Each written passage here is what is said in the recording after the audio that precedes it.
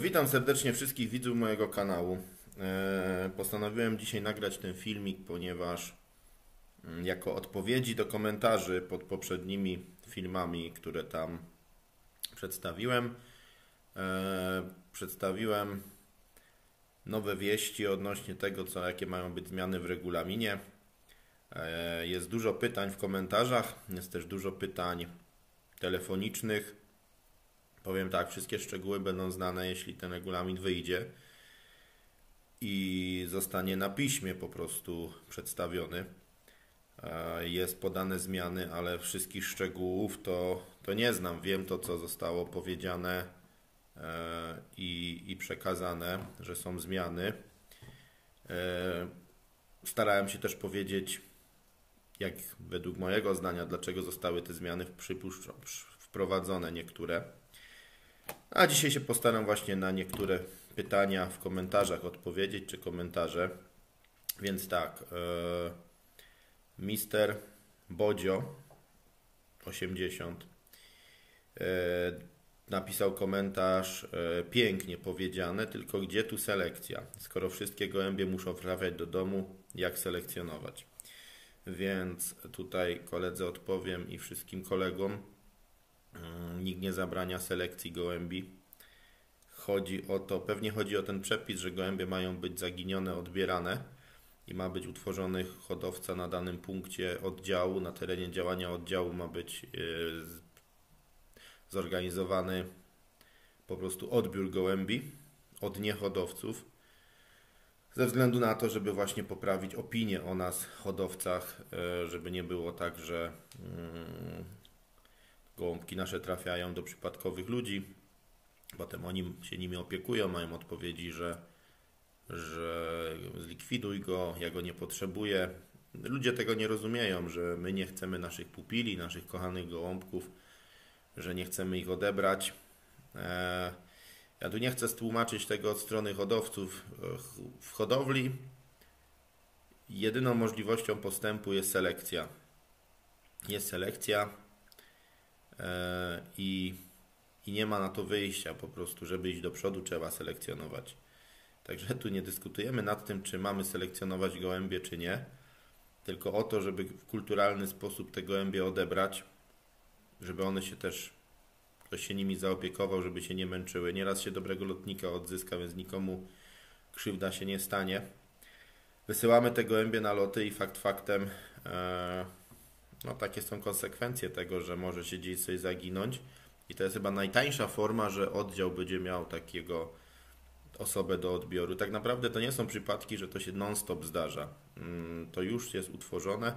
I tam kolega wspominał, że odbiór gołębia mu się zdarzył 2-3 razy w ciągu roku, w ciągu 2 lat, jak taką funkcję pełni, więc to nie są przypadki,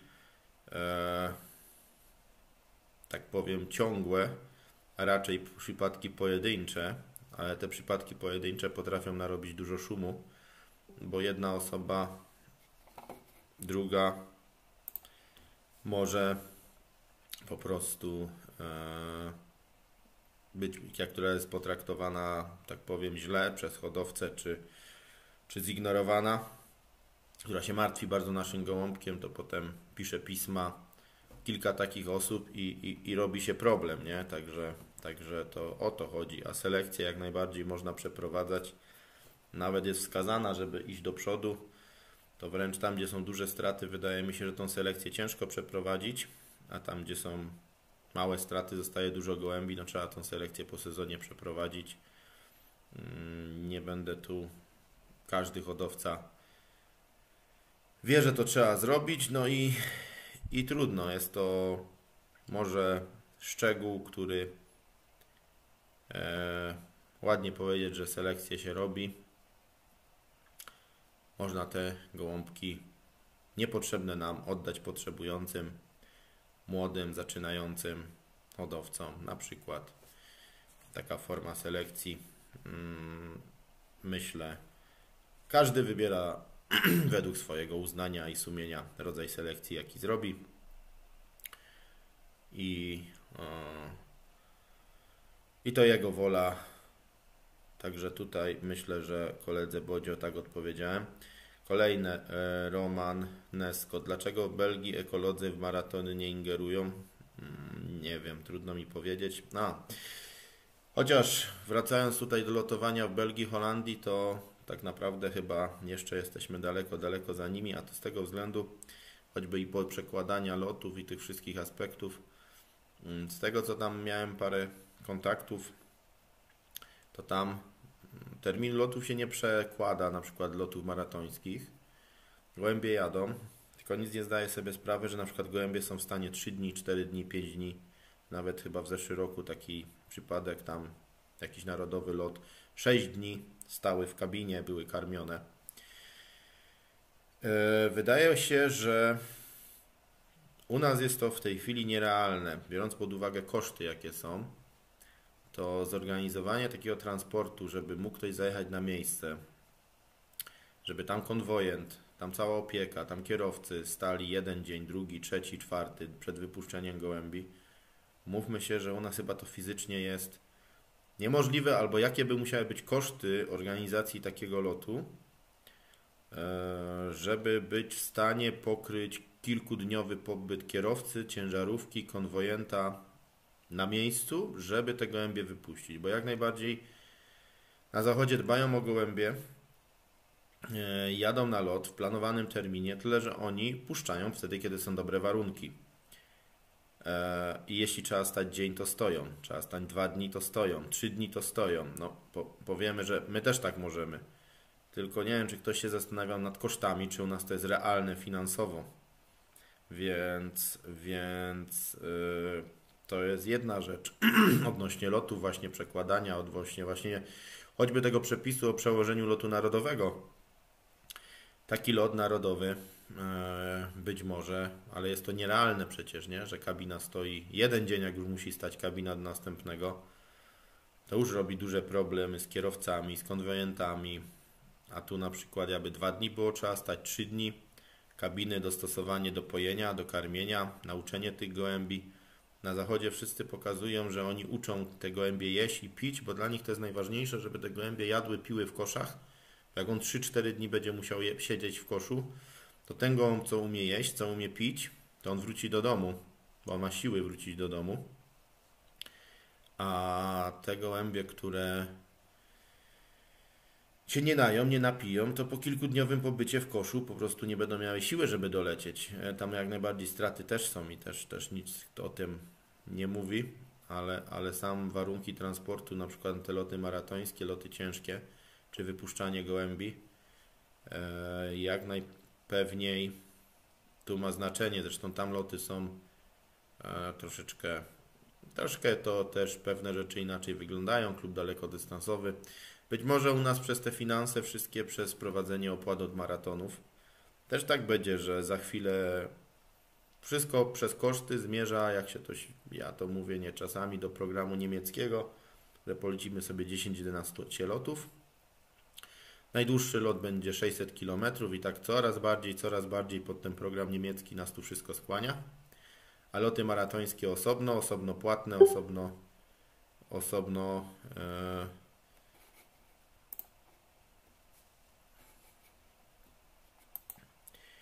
Także coraz więcej nas do tego programu niemieckiego skłania.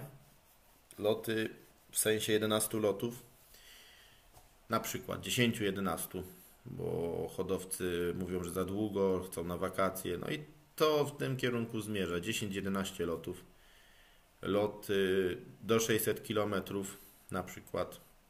Jeden lot właśnie takie 600, reszta krótkie, łatwe i przyjemne, że gołębie się ścigają, może trochę dystansu po 400 km, które obecnie nie ma. Więc jakby pod ten program taki nieolimpijski, bo nasze loty są przy tych kategoriach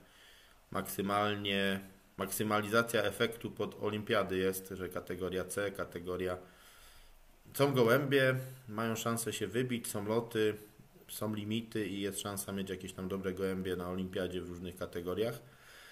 Zmieniając ten program lotów, no można się tak okazać, że na tym szczeblu na pewnie nasze wyniki by ucierpiały.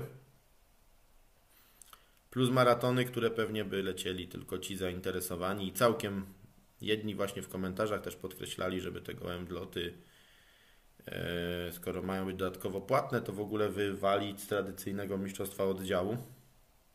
To chyba decyzja członków oddziału, bo chyba taką możliwość na walnym mają, za co i na jakich zasadach mistrzostwo oddziału rozgrywają.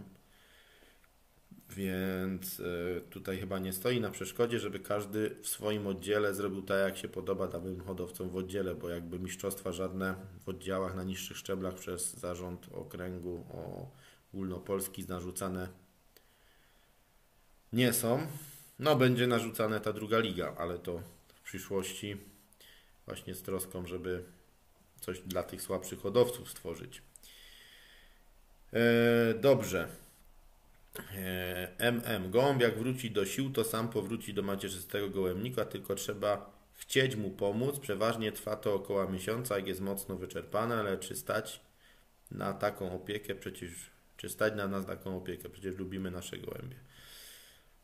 No tak, tylko że właśnie nie hodowca nie wie, jak się nim zaopiekować i trzeba go odebrać. Ktoś musi tego gołębia przygotować, żeby mógł się odbudować i wysłać. No i to jest inna kwestia, czy dana osoba będzie miała jakieś osobne pomieszczenie gołębnicze, gdzie będzie te przybłędy doprowadzała do stanu używalności i wypuszczała. No, pewnie byłby taki ideał. Odbiera gołębie, ma gdzie je przetrzymać, doprowadza je do dobrego stanu i wypuszcza. Na pewno coś do godnego naśladowania. Rafa Tomczak. Witam, kolego twoje.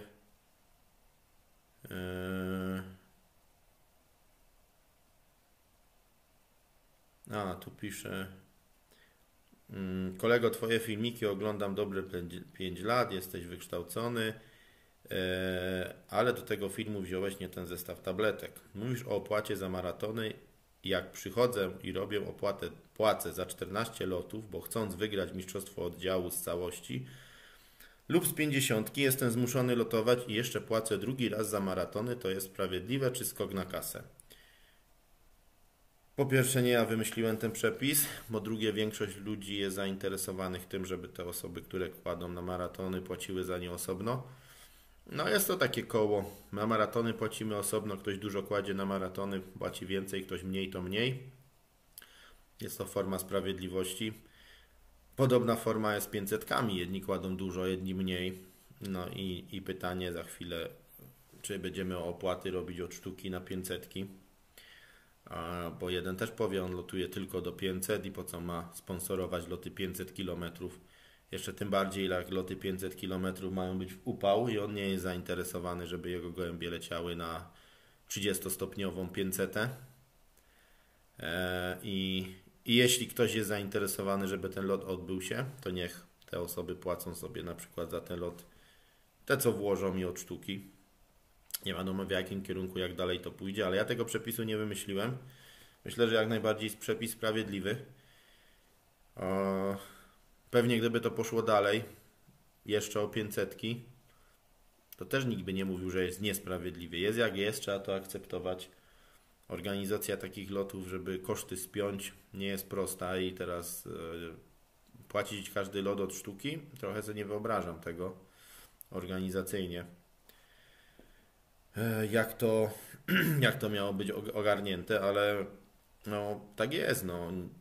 Jest to przyjęte, żeby nie zmuszać nikogo do wkładania na maratony, więc opłata za maratony jest osobno.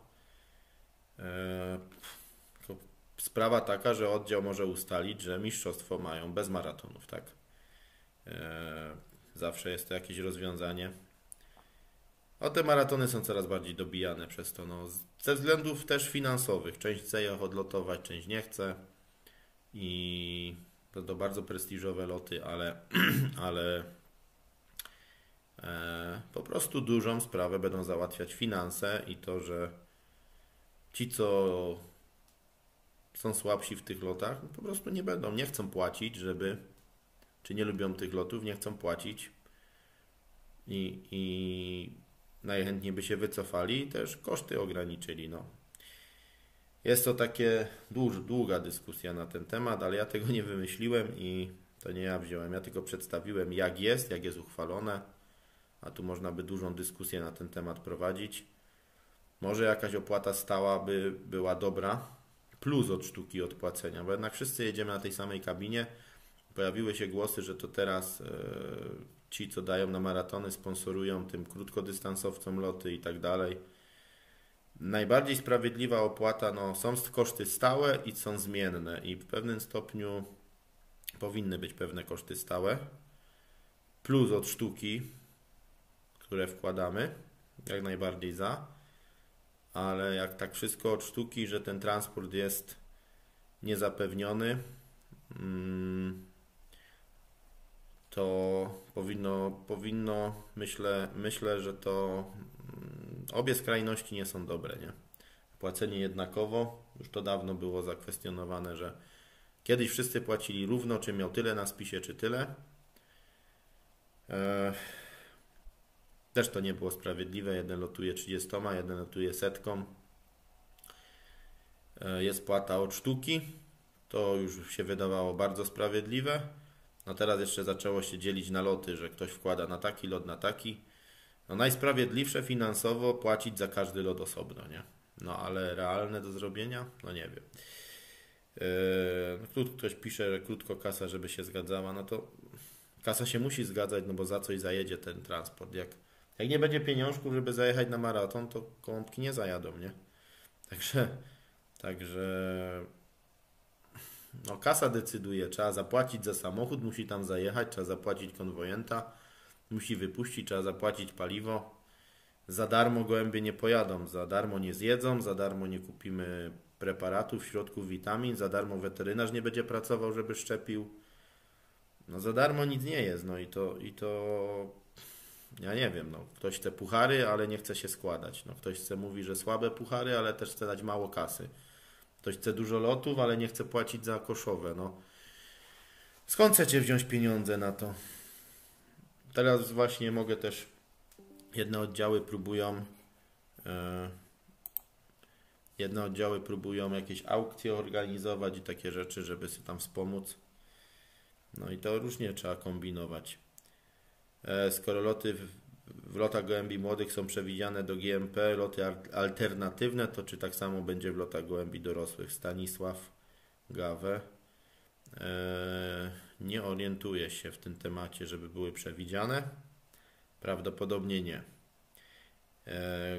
Grzegorz Lelakowski. Nie ma w tym wszystkim logiki. Zarząd nie zajmuje się normalnymi sprawami.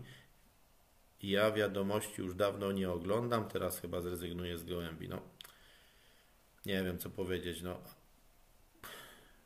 jak ktoś lubi gołębie, lubi je wysyłać na loty, to będzie je hodował i wysyłał niezależnie co tam wyżej. Jak do kogoś tylko wyniki się liczą i te rzeczy, no to nie wiadomo po co te gołębie hoduje, więc jakby wszystko się robi takie roszczeniowe, nie? Zieloni niech zajmą się fermami kur, świń. No już się zajęli krowami, że krowy muszą być szczęśliwe i sobie w oborze biegać, żeby dawać mleko. Już taki przepis tam śmieszny słyszałem. Przez to co? Pójdzie cena żywności do góry, bo zieloni u nas działają, a w tych krajach takich, jak mówimy, nieprzestrzegających humanitarnych zasad ludzi, tym bardziej zwierząt, to produkcja będzie dużo tańsza i oni nas zaleją mlekiem, mięsem, wszystkim, a my się jako ekolodzy sami załatwimy, a potem jeszcze sobie ich tu nawpuszczamy, imigrantów, emigrantów, dając im jeszcze kasę, a sami się zalejemy ich towarami, nie? No to tak jakoś śmiesznie w dziwnym kierunku wszystko idzie. Także to powinno być wszystko bardziej z rozsądkiem chyba, nie? Jeśli lot narodowy może być w środę, ale już loty oddziałowe tylko w weekendy, czy to normalne? No kurczę, no znowu hodowcy, którzy pracują w ogóle musieliby zrezygnować. To, że w weekendy to jest taki przepis, żeby po prostu ci, co pracują, no było w każdy dzień, środa, wtorek, poniedziałek, czwartek i koszowania nie wiadomo kiedy rano No, lot narodowy to jest jeden, jedyny lot, długa odległość, żeby nie było tych strat, najciężejszy lot, no więc umówmy się, że chcą dobre warunki. Poza tym to parę gołąbków dajemy, zegar nastawimy, zwykle gdzieś tam po południu te koszowanie, te 5 gołąbków czy ileś to nam kolega zabierze. No, jest to do ogarnięcia, każdy lot krótki, żeby ci kolega zabrał całe stado. To już jest dużo ciężej do ogarnięcia, więc wydaje mi się, że jest to normalne. Kolejny krok ku ekologii. Gołębie od setek lat ginęły lub same odlatywały, a ekolodzy nie mają pojęcia, o co w tym chodzi. To może uwolnić kurczaki lub inne zwierzęta, pewnie mają plany na przyszłość, a my je zabijamy i zjadamy. Temat może i trudno dogodzić wszystkim. Zabijecie ten sport. Jerzy Majewski. Trudno dogodzić wszystkim. Selekcji nikt nie zabrania robić. Chodzi o dobry wizerunek, wydaje mi się, odbiór naszych gołąbków, a co właściciel sobie z nim zrobi, to już kwestia właśnie woli właściciela tego gołąbka. Czyli sprzedając gołębia najlepiej by było trzeba spisać, tu chodzi właśnie umowę przeniesienia własności, a zarazem handlarze na rynku będą mogli być skontrolowani, czy do nich są przypisane te gołębie. Bo ktoś z dostępem zaraz będzie Komka 103. Chodzi o dostęp tam, szybkie odszukiwanie list i że będzie wszystko. Nie wiem, kto będzie miał dostęp, na pewno nie wszyscy. Myślę, że zarząd główny, do którego są pytania i który chce szybko odpowiedzieć, czy biuro zarządu głównego, może jacyś hodowcy odpowiedzialni, prezesi okręgów, może prezesi oddziałów na najniższych szczeblach, żeby informować innych. Chodzi o właśnie dostęp do gołębi rejestrowanych. JP6899. Czy hodowca drugiej ligi może zostać mistrzem oddziału? No to lotuje odpowiedź tak. A powiem to dlatego, że są dwie listy, ligowa ma być, no a druga lista ma być normalna oddziałowa. I tu pojawiło się dużo pytań, czy lista ligowa będzie się liczyć do mistrzostw i tak dalej. No myślę, że to lista ligowa jest tak jak listy sekcyjne niektóre, no to jest lista do zabawy. Jeśli sekcja spełnia limit, to tam miała to liczone na przykład do wystaw, ale liga już myślę na pewno nie. Ktoś też zapytał, co jeśli lista ligowa będzie spełniać mały oddział i jeszcze dzielony na ligi, to będą w tej liście ligowej gołębi, limitu na przykład, czy hodowców. Ja myślę, że to lista w formie zabawy, więc tworzenie tej listy i wygrywanie w ramach ligi mistrzostwa w puli ligi nie jest problemem, nawet jak nie będzie spełniony limit gołębi i limit hodowców, więc wydaje mi się, że to forma zabawowa, nie brana wyżej pod uwagę na wyższe szczeble, z której nie będą rozliczane żadne wyniki wyższego szczebla, więc wyjątkowo forma zabawy, więc bym tutaj nie doszukiwał się jakiś, że lecimy o jedno mistrzostwo okręgu, a lista ligowa dodatkowa zabawowa. Brakuje jeszcze tego, żeby wyniki były od razu po lotach, jak w innych krajach. Piotr Wroński. No, być może internetowo to... Chcemy, żeby było szybko internetowo wszystko, a z drugiej strony jesteśmy przeciwko internetowo, nie? Stanisław Dziembor. Szanowny panie, regulamin powinien być dla wszystkich taki, że opłata po przeliczeniu kosztów odwożonego gołębia na lot i powinna dotyczyć wszystkich lotów, nie tylko maratonów. Wtedy by była niesamowita dbałość o tych słabszych hodowców, żeby nie gubili gołębi, bo koszty pozostałych lotów musieliby ponosić mistrzowie i uczestnicy wszystkich lotów, a jest teraz tak, że 50% już nie lotuje od połowy sezonu, a składki opłaciło po oddaniu spisu i od tych małych hodowcach, jak się mówi. Duży hodowca też może dużo stracić i dalej nie koszować. No ale tu właśnie kolejny fakt tego, że loty mają być takie, żeby nie było dużych strat. Bo właśnie najwięcej tracą gołębi ci hodowcy, którzy mają te gołębie słabiej przygotowane, wtedy już na kolejne loty nie dają, a tym bardziej jak to takie apele o to, żeby każdy lot był od sztuki, no to jak mówię, 500 ciężkie w upały też wtedy na przykład część hodowców jedzie pusta kabina, nie? po parę gołębi dają hodowcy i wszyscy się składamy na koszt na przykład takiego lotu. Tak u nas było w okręgu w tym roku, że jechała pusta kabina na jeden lot, bo ciężkie warunki się zapowiadały i gdyby ci hodowcy, którzy tam włożyli gołębie, mieli go zasponsorować, to nie wiem, czy byłoby ich stać, bo podejrzewam, że ja tam policzyłem, że opłata od gołębia na tę jedną 500 wynosiła 5 czy 6 zł. Znaczy każdy gołąb, który jechał w kabinie, tyle kosztował, żeby po prostu ten transport się opłacił. Sąsiedni oddział chyba miał 300 gołębi. Zajedźcie 1000 km tam i z powrotem z 300 gołębiami. Jakie to są koszty, więc jedni chcą prawdziwych, ciężkich lotów w dawnych czasach. Tyle, że ekonomicznie to się nie spina, bo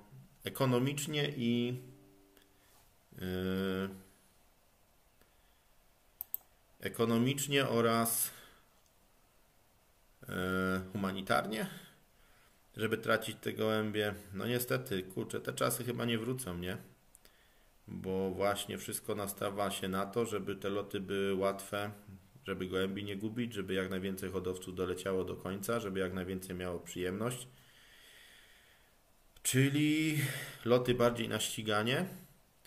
Wadą tego jest taka, że te loty bardziej na ściganie preferują tych hodowców, co mają więcej czasu, więcej przygotowania i ci słabsi jeszcze bardziej odstają od tych mocnych, więc jakby czy jest szansa chyba większa do dominacji na takim locie niż na locie takim ciężkim, wypaczonym, czy trudny temat. Ja myślę, że trudny temat bardzo do długiej dyskusji.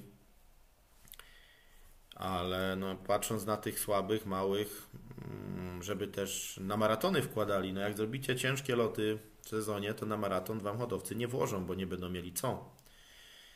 Więc to już cała odpowiedzialność sezonu, żeby te maratony płatne w ogóle się odbyły, żeby hodowcy na nie gołębie włożyli, to muszą mieć gołębie, a żeby mieli gołębie, muszą być loty udane. Jak przyciśniecie 2-3 ciężkimi lotami, to gołębi nie będzie. I to argument dla tych, którzy narzekają, że się loty przekłada, szuka dobrej pogody. No niestety, no wszyscy krzyczą, że się przekłada i szuka dobrej pogody, a z drugiej strony mówią, żeby dbać o tych małych, żeby nie gubili gołębi. A jak ci, co chcą ciężkie loty, to oni tak chcą na 1-2 loty, żeby ktoś zgubił, ci, co im dobrze idzie. Ale konsekwencje tego będą takie, że na kolejny lot maraton i ciężki gołębi w ogóle nie będzie, bo nie ma kto włożyć, albo na 500, więc koło się zamyka. No po prostu wszystko idzie w takim kierunku, że widzę gołębie, żeby łatwo i przyjemnie. Czy to dobrze, to nie wiem, ale wszystko idzie w tym kierunku i to raczej się chyba nie zmieni.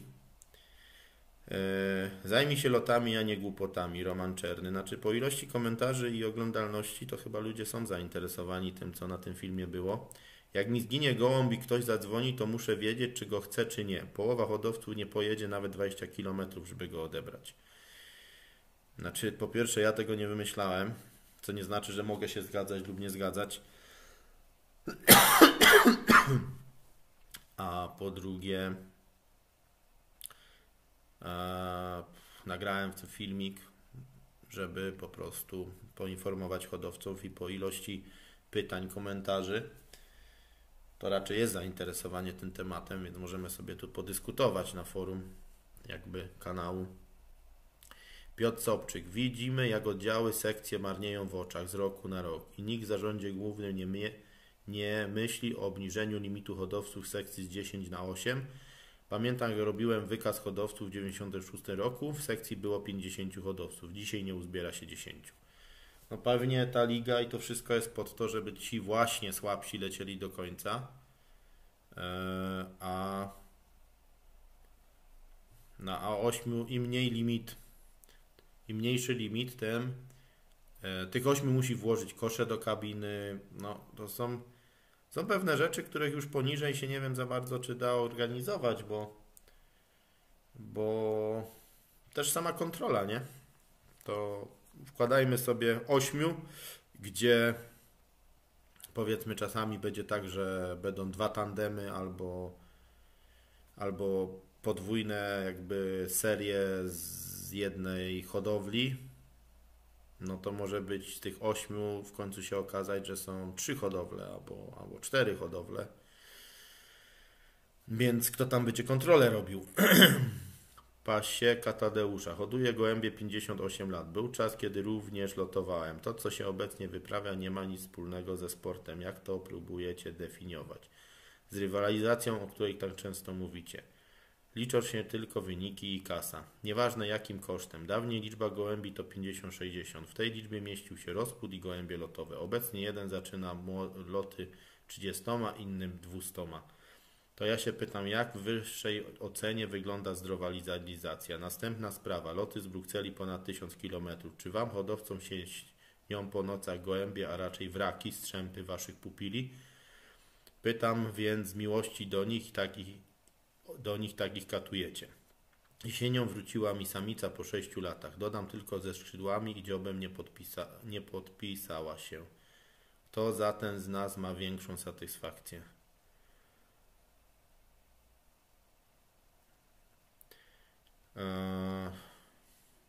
Znaczy satysfakcję, że po 6 latach wróciła, no jedni chcą loty 1000 km, jedni nie chcą, także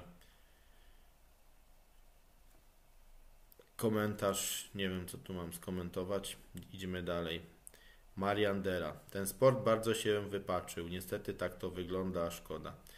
A czy wyniki? Też jakby była dobra atmosfera, najważniejsze chyba jedyną rzeczą, która może spowodować mniejszy spadek ilości hodowców, to jest dobra atmosfera na punkcie wkładań, że tam po prostu się spotykasz, miło spędzasz czas i po prostu lotujesz, bo to lubisz gołębie hodować, lotujesz. Żadne przepisy nie poprawią tego, że nie zrobią tyle dobrego, co możemy my sami, wprowadzając dobrą atmosferę koleżeńską na punkcie, jakieś imprezy, zabawy, wspólne integrowanie się, tak jakby nie tylko, że ten wynik się liczy, ale też to, że się spotkamy. No tylko to według mnie może uratować spadek hodowców i to, że ktoś ma chęć przynieść, bo złości, napadanie na siebie to tylko działa w drugą stronę. Na zegary za chwilę może być ich własny monopol. Chodziło o te firmy, które zegary, tak pewnie. Chcecie mieć aktualny program, to kaska nie to zegar na strych, a takie proste były zegary na gumki. Byłoby taniej, ale tu nie chodzi o hobby, tylko by robić najszybsze loty i sprzedawać gołębie tak jak w Holandii, Niemczech czy Belgii. Taka jest prawda. Sam gołąb nie za bardzo się liczy, wyciska się go ile się da, a potem aukcje.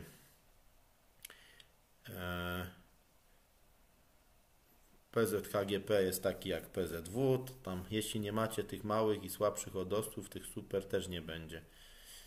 Normalne, no. Ktoś musi wygrać, ktoś musi przegrać.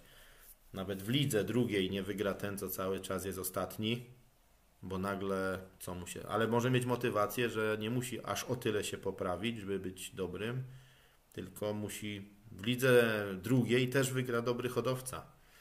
W lidze drugiej też wygra dobry hodowca, który jest gdzieś tam na 100 hodowców koło 20-30 miejsca i to będzie dobry hodowca, który nie jest dawcą konkursów, tylko biorcą, a w drugiej lidze będzie jeszcze większym biorcą, bo jeszcze więcej weźmie, więc jakby tylko się priorytety przesuną, więc ale ktoś mniej będzie tracił, konkurs się wydłuży, ci słabsi może więcej konkursów złapią.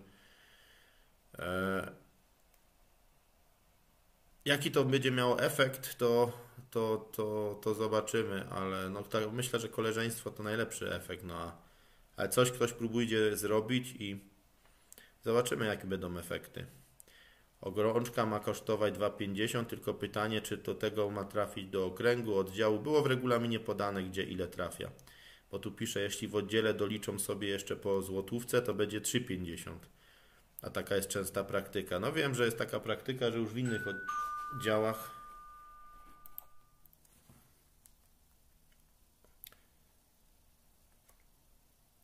dzwonek do drzwi mi przerwał. Także kolejne pytanie. Tutaj, komentarz Robert Juskowiak. Hodowcy i tak ledwo mają na opłaty, zwłaszcza emeryci. Jak im ktoś każe zapłacić za maraton, to rezygnują, a kofi na maratonach będą super. Powiem tak, u nas już opłata jest od maratonów, od sztuki i od kilku lat w okręgu bielskim, to już odkąd pamiętam, że zawsze się za te maratony płaciło osobno i jakoś to funkcjonuje, więc akurat na pewno łatwiej by było i więcej gołębi by szło na lot, gdyby nie było od sztuki, no i można zgłosić przed samym lotem ilość gołębi.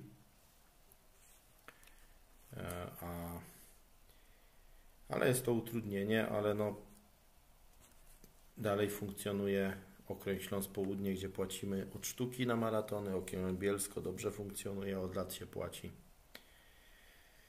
Marian Dera. To nie robić maratonów i tyle w temacie. Już niedługo koniec tego sportu. Kiedyś gołębie nie gubiły się, tak jak teraz. No, umiały żerować, gubiły się, ale może bardziej dolatywały. W upały nie powinno być lotów. Myślę, że też może do tego dojść, jak przynajmniej tych długich, ciężkich lotów, na przykład loty do 300 km, kiedy te gołębie rano przylecą, zanim się upały zrobią, a potem już każda godzina lotu czy dwie jest dużo ciężej, te ostatnie 200 km na pewno. Tyle, że pogoda się ociepla i ostatnio wszystkie te maratony i 500 wypadają w upały. Od złota musi być odpad, a ostatnio tych odpadów jest sporo. W ogóle kolega sobie dużo tych jastrzębie, sokoły i szpaki to są szkodniki na ogromną skalę.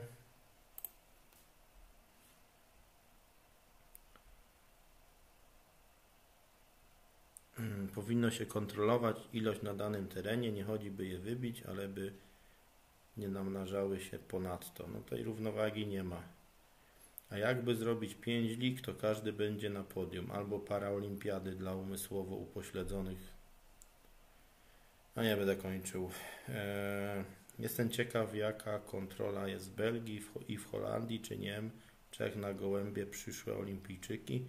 Jak patrzyłem, to niektóre mają 5 i więcej pierwszych konkursów. Jeśli opłaty są do 600 km, a maraton dodatkowa opłata, to mistrzostwo powinno być do 600 km i drugi z maratonami i trzecie być może same maratony. Mam na myśli kategorię punktową, popularną w oddziałach. Wydaje mi się, że punktową w oddziałach ustalają oddziały, więc jeśli będą miały taką wolę, to chyba mogą tak zrobić. Więc chyba nie ma z tym problemów. U nas są ligi pierwsza, druga, trzecia od kilku lat. Każdy może powalczyć. Klaudia Kuchta. No więc widać, że wiem, że to już są oddziały, w których to funkcjonuje. Jak dane o obrączkach wyciekną, to łapacze będą zacierać łapska.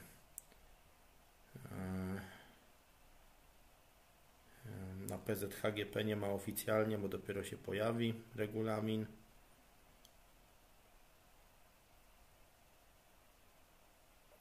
Czas skończyć z tym głupim związkiem.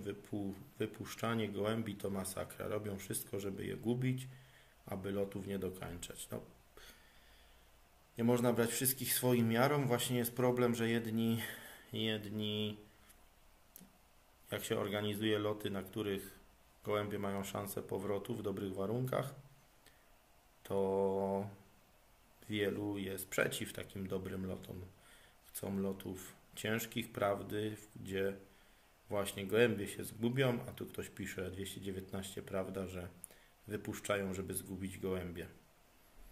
No mi się wydaje, że w większości oddziałów, gdzie się szanuje gołębie, to już takiego czegoś nie robią.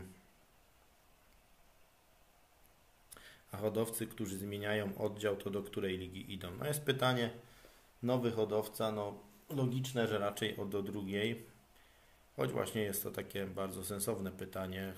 Hodowcy mi zadali, gdzie idzie nowy hodowca, gdzie idzie hodowca, gdzie na przykład, który się przeniósł z poprzedniego oddziału. To był taki przykład podany, a hodowcy, którzy zmieniają oddział, to do której ligi idą. Pan Bendrysa zmieni oddział, to do której ligi trafi. Wydaje mi się, że na pewno raczej nie chce zmieniać oddziału. Dobrze mu pewnie tam, gdzie jest, ale rozumiem, że to przykład, że jakiś hodowca dobry zmieni oddział i do której ligi ma trafić. No, to jest ciekawa sprawa, czy można na przykład, no nie wiem jak to rozwiązać do końca. No, trzeba by uściślić jakieś przepisy. Zarząd mógłby pomyśleć, co zrobić z najmniejszą ilością jastrzębia. Można zebrać 100 000 podpisów, złożyć projekt ustawy. Jak nie wypali, PZHGP powinna wspierać naturalnych wrogów jak puchar czy kruk.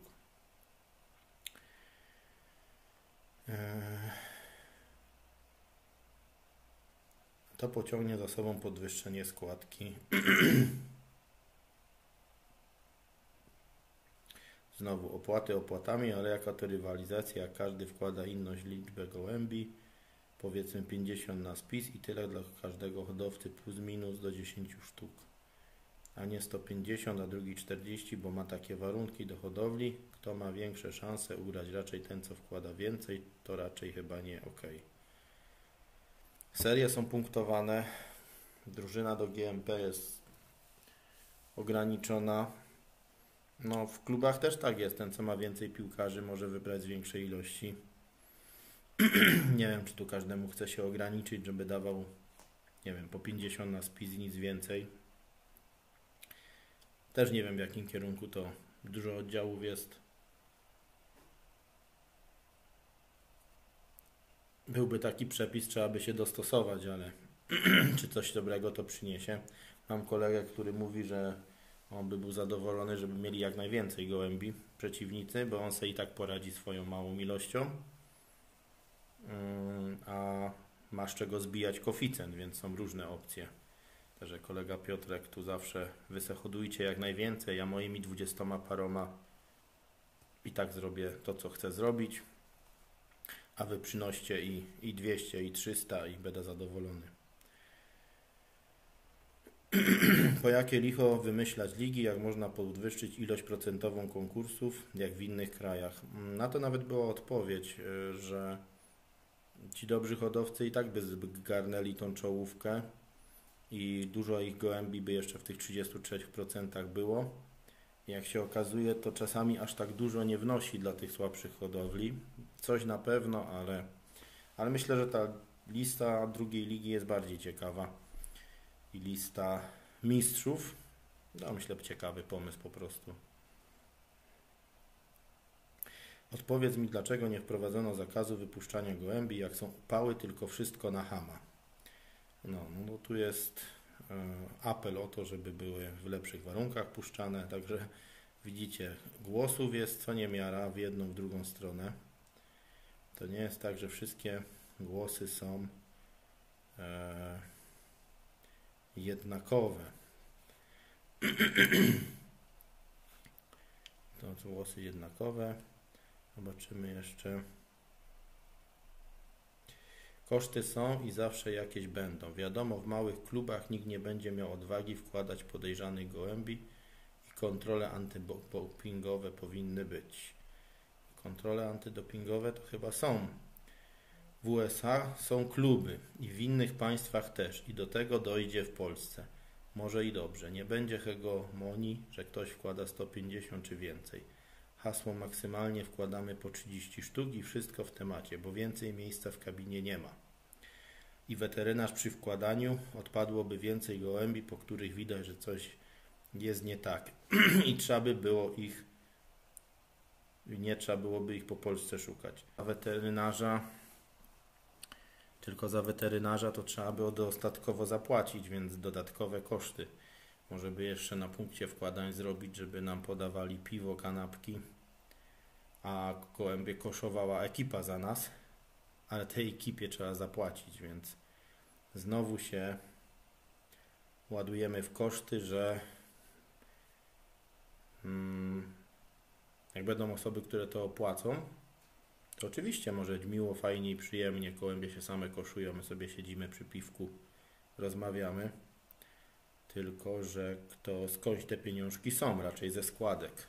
Czyli raczej to kosztów nie obniży, tak samo jak loty kilkudniowe, że tam jest w stanie kabina stać tydzień, to też ktoś to za pieniążki musi zrobić, więc znaczy się idzie w tą stronę, że będą się tworzyć kluby po kilkunastu hodowców z małą kabiną, w kilkanaście osób wspólnie ustalą sobie loty, odległości i kierunki lotów i tyle wszystkiego, coś na zasadzie wspólnych gołębników, bez głównego zarządu. Tylko co to za rywalizacja? Także jak najbardziej takie opcje są możliwe. Takie opcje są możliwe. Zobaczmy tutaj jeszcze komentarze. Jordan, zabijecie ten sport tymi bzdurnymi decyzjami. Co zaraz mniej nas z roku na rok. No ale kto ma na to receptę? Bo ja nie wiem, jaka jest recepta, także mogą wszyscy mówić, że coraz mniej. Trzeba coś zrobić, tylko niech ktoś konkretnie napisze co. Ja na przykład robiłem prezentację w przedszkolu, w szkole, chociaż tyle, przedstawić te gołębie w jakiś pewnie przyszłym pokoleniom, bo kto ma te gołębie hodować, jak oni tych gołębi nie znają, nie? Z tymi ligami to przegięcie, Tomasz Zając.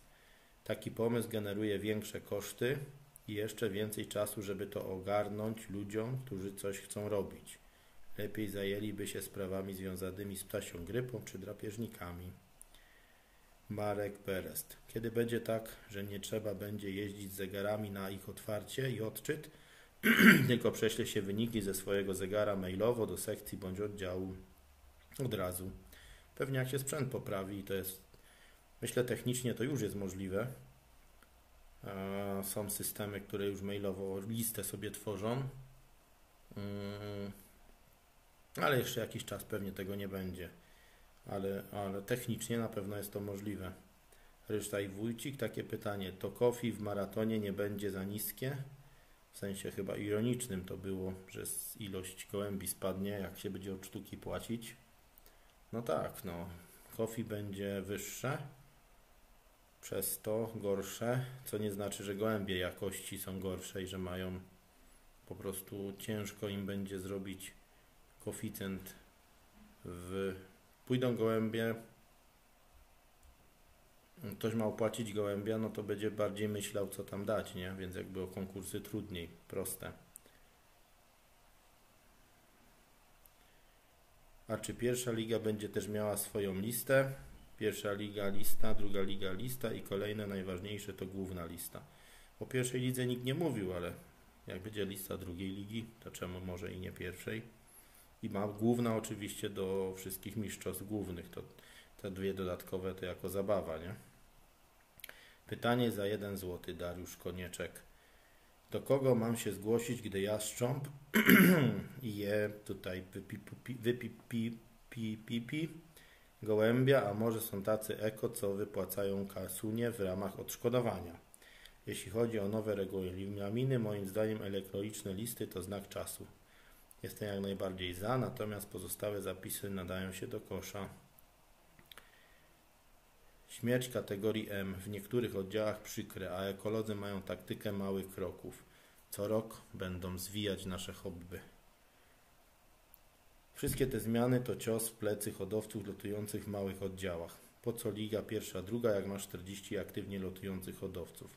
Tak samo maratony. Dodatkowe opłaty spowodują niebranie udziału w tych lotach. Takie rozwiązania mają sens, jak masz ponad 100 aktywnie lotujących. No tak, maratony musieli robić okręgiem. Na pewno żaden oddział 40 chłopa nie jechał na maraton, nie? No ale jak ludzie kurczą, no na pewno tym małym jest ciężej.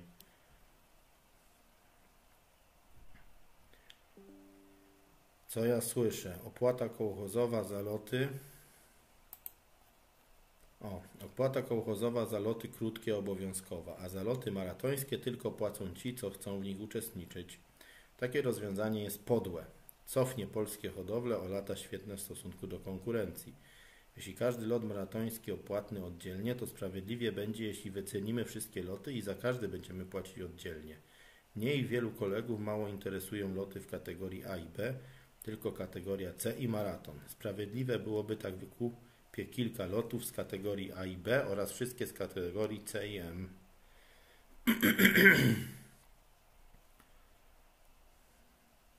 Dajcie ludzie żyć. O te pytania o choroby. Nie rozumiem.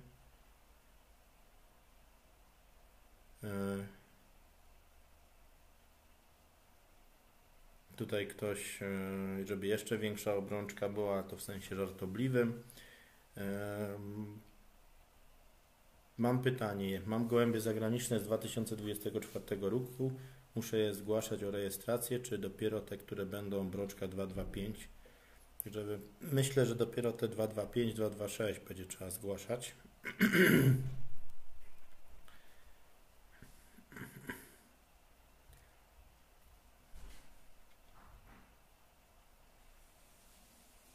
Taki system odbioru gołębi jest w United Kingdom, tylko jeśli nie odbierzesz gołębia w ciągu 2 tygodni od zgłoszenia, masz konsekwencje. Zakaz lotowania na x tygodni lub i tym podobne. Dlatego warto odebrać, bo dają do weta i faktura pewna. Lub wysyłka na Twój adres kurierem, a to działa tu. Pozdrawiam. No i tak to by wyglądało. Tam jeszcze było pytanie o WG. Jakieś opłaty z WG. A ja myślę, że akurat w sprawie obrączek to WG same sobie poradzą, załatwią producenta obrączki. Gdyby było trzeba i jakieś iście na wojnę z WG, chyba też nikomu nic nie przysporzy. Także tyle tutaj komentarzy do komentarzy. Dziękuję za uwagę. Pozdrawiam serdecznie, dobry lot. Jak będą w innych tematach może jakieś komentarze, to napiszcie w ogóle, czy się ta forma Wam podoba odpowiedzi na Wasze tu zapytania. Także pozdrawiam serdecznie wszystkich, dobry lot. Krzysztof Trzaskalik. Do usłyszenia.